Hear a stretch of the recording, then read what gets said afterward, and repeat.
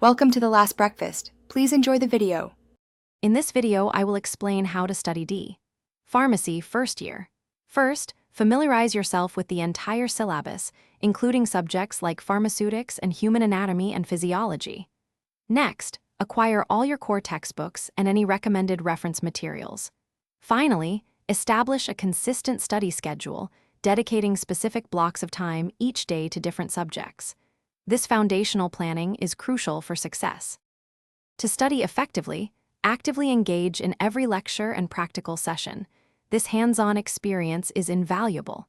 Make it a habit to draw and label diagrams, especially for subjects like human anatomy and physiology, as visual learning aids retention. Also, consider forming small study groups to discuss challenging concepts and clarify doubts with peers. Effective time management is key. Ensure you allocate specific, uninterrupted time slots for each subject every day, perhaps 1 hour per subject. Consistent revision is vital. Revisit older topics frequently to solidify your understanding. Additionally, practice solving past examination papers to familiarize yourself with question patterns and improve your speed and accuracy. Remember to prioritize your well-being. A balanced lifestyle, including sufficient sleep and breaks, prevents burnout and enhances focus.